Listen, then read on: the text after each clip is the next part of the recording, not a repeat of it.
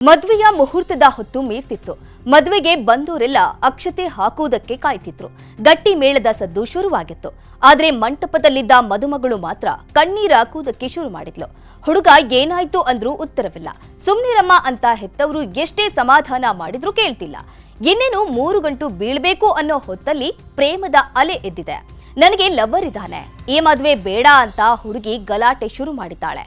ಹಾಸನದ ಬೋನಹಳ್ಳಿಯ ಪಲ್ಲವಿ ಹಾಗೂ ಆಲೂರು ತಾಲೂಕಿನ ಜಿ ತಿಮ್ಮನಹಳ್ಳಿಯ ವೇಣುಗೋಪಾಲ್ಗೂ ಮದುವೆ ಫಿಕ್ಸ್ ಆಗಿತ್ತು.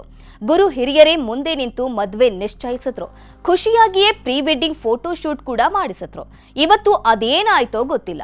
ಮಾಂಗಲ್ಯ ಧಾರಣೆ ಹೊತ್ತಲ್ಲಿ ಕಣ್ಣೀರ ಧಾರೆ ಶುರು ಮಾಡಿದ್ದಾಳೆ. ಮದುಮಗ ತಾಳಿ ಕಟ್ಲಾ ಅಂತ 3-4 ಬಾರಿ ಕೇಳಿದ್ರು. ಹೂ ಇಲ್ಲ, ಹಾ ಇಲ್ಲ. ಕೊನೆಗೆ ನನಗೆ ಈ ಮದುವೆ ಬೇಡ, ನಾನೊಬ್ಬನನ್ನ ಪ್ರೀತಿಸ್ತಿದ್ದೇನೆ ಅಂತ ಹಸೆಮಣೆಯಿಂದ ಎದ್ದು ಹೋಗ್ತಿದ್ದಂತೆ ಕೈಯಲ್ಲಿ ತಾಳಿ ಹಿಡಿದಿದ್ದ ವರ ಕಣ್ಣೀರಿಟ್ಟಿದ್ದಾನೆ. ಕೊನೆಗೆ ಹಿರಿಯರೆಲ್ಲ ಸೇರ್ಕೊಂಡು ಹುಡುಗ ಹುಡುಗಿಯನ್ನ ಪ್ರತ್ಯೇಕವಾಗಿ ಮಾತನಾಡಲು ಕಳಿಸಿದ್ರು. ಎಷ್ಟೊತ್ತು ಮಾತಾಡಿದ್ರು ಹುಡುಗಿ ಬಾಯಲ್ಲಿ ಬಂದ ಉತ್ತರವಂತೆ, ನನಗೆ ಮದುವೆ ಇಷ್ಟವಿಲ್ಲ, ನಾನೊಬ್ಬ ಹುಡುಗನನ್ನ ಪ್ರೀತಿಸ್ತಿದ್ದೇನೆ ಅನ್ನೋದು.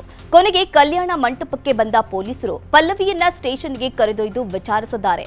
ಆಗಲೂ ಈ ಮದುವೆ ನನಗೆ ಇಷ್ಟ ಇಲ್ಲ ಅಂತಾನೆ ಹೇಳಿದ್ದಾಳೆ. ಹೀಗಾಗಿ ಮದುವೆ ಮುರಿದು ಬಿದ್ದಿದೆ. ಪ್ರೀತಿ ಮಾಡಿದ್ದೇ ನಿಜವಾದ್ರೆ ಹೆತ್ತವರನ್ನ ಒಪ್ಪಿಸಬಹುದಿತ್ತು, ಇಲ್ಲ ಹುಡುಗನ ಬಳಿ ಹೇಳ್ಕೊಳ್ಬಹುದಿತ್ತು. ಆದ್ರೆ ತಾಳಿ ಕಟ್ಟೋ ಹೊತ್ತಲ್ಲಿ ಹೇಳ್ಕೊಂಡಿದ್ದು ನಿಜಕ್ಕೂ ವಿಪರ್ಯಾಸ.